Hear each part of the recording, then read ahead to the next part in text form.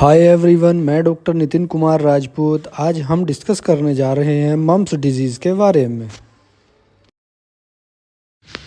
यह mumps disease किन किन कारणों से होती है और हमारी बॉडी के किस पार्ट पर सबसे ज़्यादा इफ़ेक्ट करती है और क्या इसके लक्षण पाए जाते हैं हमारी बॉडी में और क्या इसका आयुर्वेदिक एवं एलोपैथी उपचार कर सकते हैं, हम आपको वन बाय वन बताएंगे। मम्प्स डिजीज़ को हिंदी में गलसुआ और आयुर्वेदिक में कर्णमूलिका ज्वर कहते हैं तथा इसे पेरोटाइटिस नाम से भी जाना जाता है। यह छोटे बच्चों में सबसे ज़्यादा पाई जाती है और 20 साल की एज तक सबसे ज़्यादा देखने को मिलती है। हमारी बॉडी के अपर पार्ट में सलेवरी ग्लैंड्स पाए जाते हैं जो कि 3 टाइप के होते हैं, जिसमें से मेनली पैरोटिड ग्लैंड जो हमारे कान के दोनों तरफ पाया जाता है और गलसुआ में मेनली पैरोटिड ग्लैंड पर इन्फ्लामेशन आ जाती है। यह डिजीज़ पैरामिक्सोवायरस के द्वारा अपर रेस्पिरेटरी ट्रैक इन्फेक्शन हो जाने के कारण हमारे कान के दोनों तरफ तेज़ दर्द के साथ और तेज़ बुखार होने लगता है। पैरोटिड ग्लैंड पर इन्फ्लामेशन होने की वजह से टिम्पैनिक मेम्ब्रेन पर स्वेलिंग आने लगती है, जिसकी वजह से कभी कभी बहरापन भी बनने लगता है। मम्प्स डिजीज़ का इन्फेक्शन ज़्यादा बढ़ जाने की वजह से कभी कभी पुरुषों में टेस्टिस पर स्वेलिंग आने लगती है।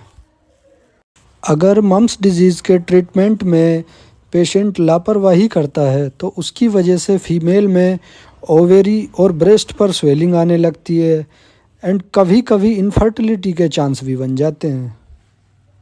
मम्प्स डिजीज़ में ज़्यादा स्वेलिंग होने की वजह से सब मैक्सिलरी और सब लिंगुअल ग्लैंड पर सीवियर पेन होने लगता है, जिसकी वजह से हमें खाना खाने और पानी निगलने तक में दिक्कत होने लगती है। अब बात करते हैं हम मम्प्स के कॉजेटिव फैक्टर के बारे में। मेनली इसका जो पॉजिटिव फैक्टर माना जाता है वो पैरामिक्सोवायरस माना जाता है और आयुर्वेद में इसे वातज कफज व्याधि माना जाता है। इसका वायरस किसी मनुष्य से दूसरे मनुष्य में 2 से 3 सप्ताह के बाद भी ड्रॉपलेट इन्फेक्शन के द्वारा एक से दूसरे को हो सकता है। मम्प्स डिजीज़ में हमें क्या क्या लक्षण देखने को मिलते हैं। यह डिजीज़ चाइल्ड एंड एडल्ट्स दोनों में पाई जाती है। चाइल्ड में मेनली तेज बुखार, कान की दोनों तरफ सूजन रहना और मुंह खुलने में दिक्कत होना तथा निगलने में भी दिक्कत होती है। सीवियर बॉडी पेन होता है और दिक्कत इतनी होती है कि 2 से 3 दिन तक बढ़ती है और 3 से 4 दिन के बाद में धीरे धीरे स्वेलिंग कम होने लगती है। स्वेलिंग कम होने पर हमें पैरोटिड ग्लैंड से पेन कम होने लगता है, जिसकी वजह से हम खाना खाने में कुछ रिलैक्स फील करते हैं। अब बात करेंगे हम मम्प्स के आयुर्वेदिक एंड एलोपैथिक ट्रीटमेंट के बारे में। सबसे पहले हम करेंगे मम्प्स के आयुर्वेदिक ट्रीटमेंट के बारे में। इसमें हमें रोगी को स्वच्छ वातावरण में रखना है और पेशेंट को पेय, मंड, ब्लेपी और गर्म जल एवं तुलसी अदरक की चाय देनी है। धतूरे या एरंड के पत्ते से कर्णमूलिका ग्रंथि पर स्वेदन कराना है। सूती वस्त्र और नमक की पोटली लेकर हमें धीरे धीरे पैरोटिड ग्लैंड पर सेक करना है, जिसकी वजह से धीरे धीरे स्वेलिंग कम होने लगेगी। पत्सनाव, कुचला और धतूरे के पत्तों का स्वरस बनाकर पैरोटिड ग्लैंड पर धीरे धीरे लेप करें, जिससे धीरे धीरे कुछ समय में स्वेलिंग कम होने लगेगी। औषधि सेवन में त्रिभुवन कीर्ति रस और हिंगुलेश्वर रस की बटी गर्म पानी के साथ सुबह शाम लें। स्वेलिंग होने की वजह से हमारे मुंह को खुलने में दिक्कत होती है, जिससे प्रॉपर हाइजीन ना होने के कारण हमारे मुंह में दुर्गंध बनने लगती है।